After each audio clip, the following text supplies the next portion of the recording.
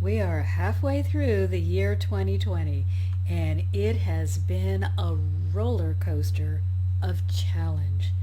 This year may have left you feeling confused, overwhelmed, and as though nothing that you do makes a difference. You may feel that there is no way that you could make a positive change in the world. And you may be feeling like giving up. But today, instead of giving up and giving in to the darkness, I want you to prepare for a miracle.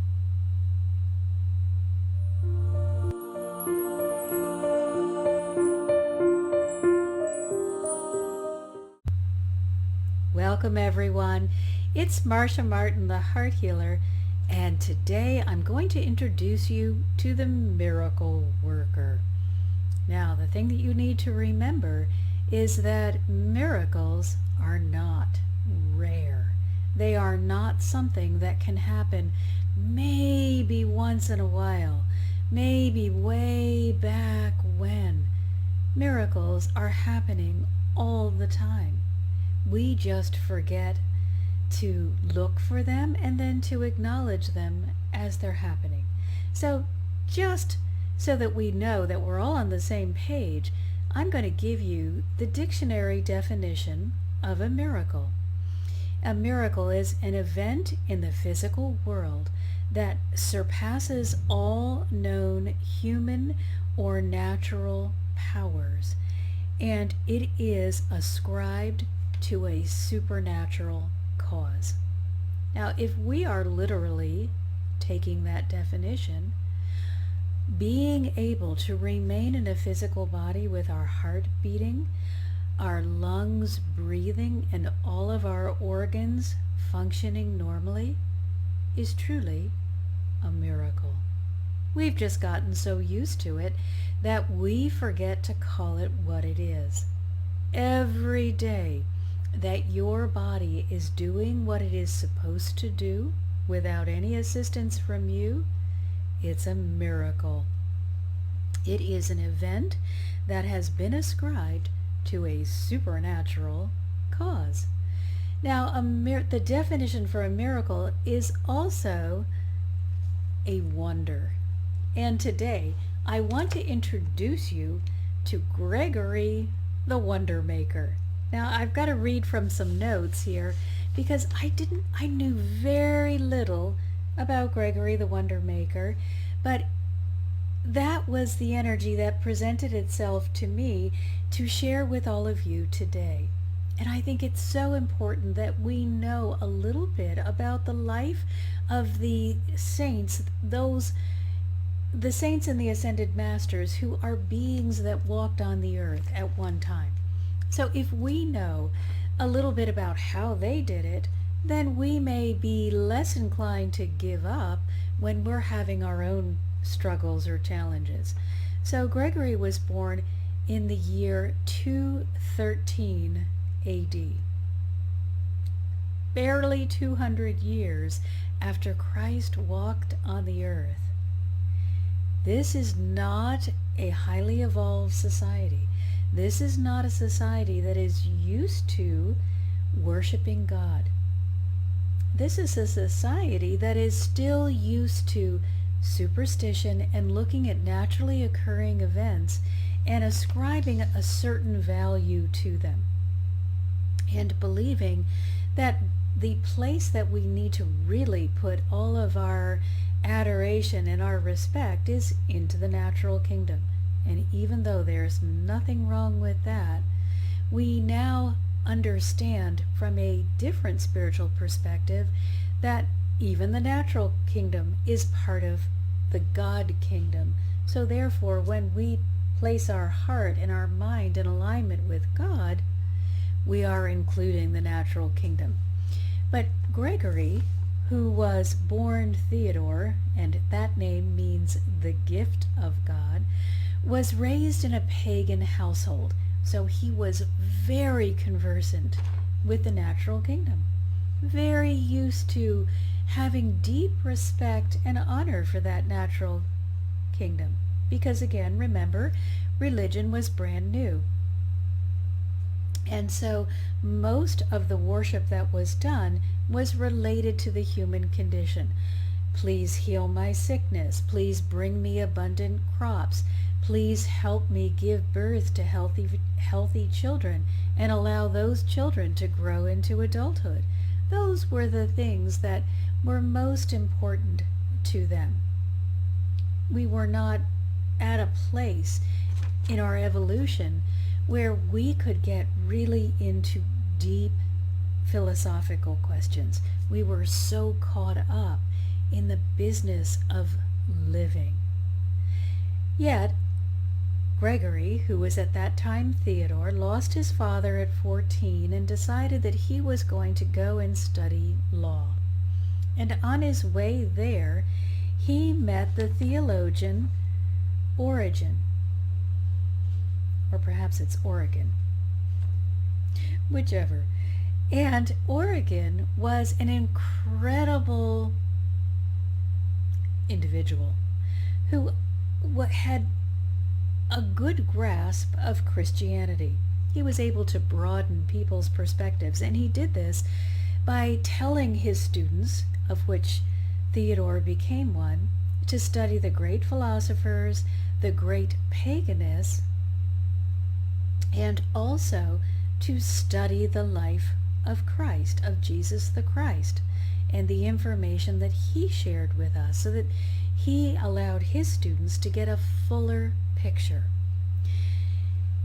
When he returned to town, by then he had taken the name Gregory as a way to show that he had converted to Christianity, that he had really taken on this new faith. He spent a great deal of time in prayer and solitude, getting to know this being who he was now calling God. But because this religion was so new and the faith nucleus was so small, he was appointed bishop to 17 people. His incredible time of learning and then his commitment to God made him the obvious choice to be bishop, even though there were only 17 people that he was overseeing. But as with everything, because he was given this title or this position, people began to come to him with their problems. And so he began helping the people, and at the same time he began receiving visions of Mother Mary and of Jesus. And he is to say in his writings that these visions were so bright, they were blinding. But as his faith grew, his ability to perform miracles also grew. And fairly soon, he was called not just Gregory, but Gregory the Wondermaker. And people came to him with all sorts of disputes. They understood and recognized that he could help them cooperate with the spiritual that lies within all of us. So, if you are looking for Gregory to help you, for Gregory the Wondermaker to help you, he can help you banish the negativity and the limiting beliefs. The wording that it is used in the text that I looked at is banish evil spirits. But I think it's so important that we understand that the only evil spirits are those limiting beliefs that we hold on to, those negative thoughts and feelings that are keeping us chained to a lifestyle or a thought form that is not serving our highest good. So he'll help us banish that negativity and those lower thought forms from our life. He also helps us with working in nature, staying safe. If there is a natural event occurring, and also living in harmony with the natural kingdom.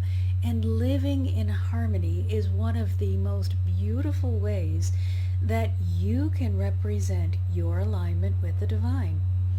Also, Gregory helps us to get a clear picture of the future and then to follow your dreams. The reason that he was called Gregory the Wonder Maker is because he was so able to help so many people find that answer. And it felt to them as though he was creating miracles. Now today he wants to share with you how you can create miracles in your own life. Because a miracle is simply when you are so in alignment with God and with the desire of your heart that you are able to call forth into physical form whatever it is that you are desiring. So let's hear from Gregory the Wonder Maker about his advice on how we need to move through this extreme time of challenge and how we can make a difference in our own lives and in the world. So he begins. As a man of faith, of unswavering faith and dedication, I, Saint Gregory, invite you to join me. As you look upon this year of challenge, you may feel that only a miracle could save humanity from its acts of hatred, from the deadly virus, and from a battered economy. But I say you are always in need of a miracle. A miracle is always the answer, and miracles are neither impossible or difficult.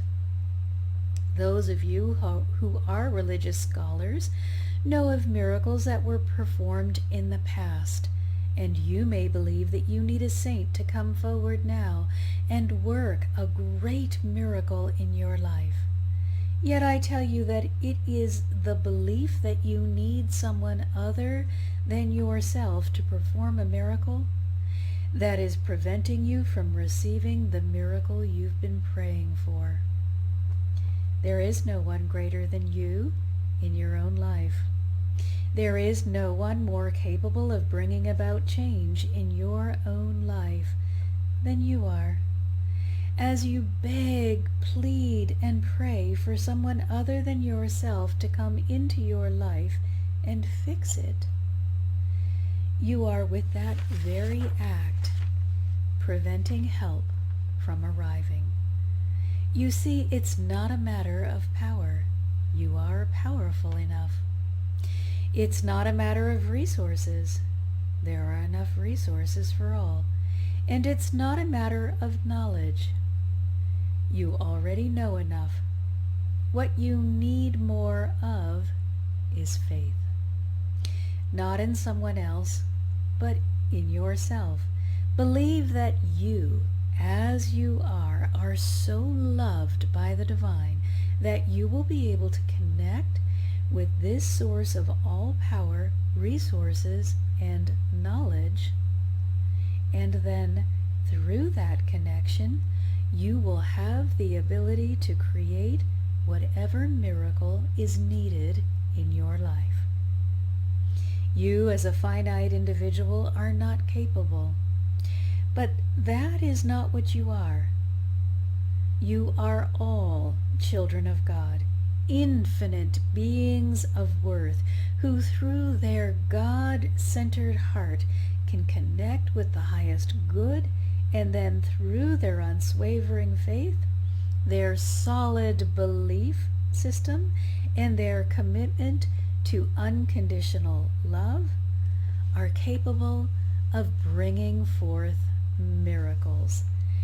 Be a miracle worker.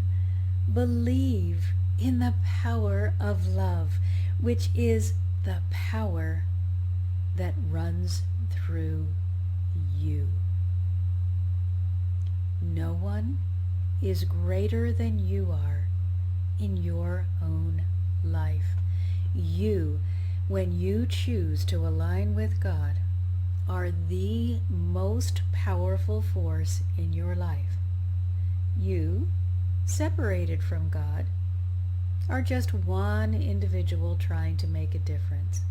However, when you align through your heart center with the divine, you have tapped in to the beneficent energy of unconditional love that is unlimited, unstoppable, and will provide benefit for absolutely every being on the planet.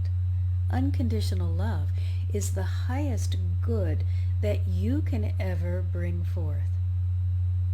So stop wondering, how can I make a difference in this terrible economy with all of this hatred, with this virus on the loose?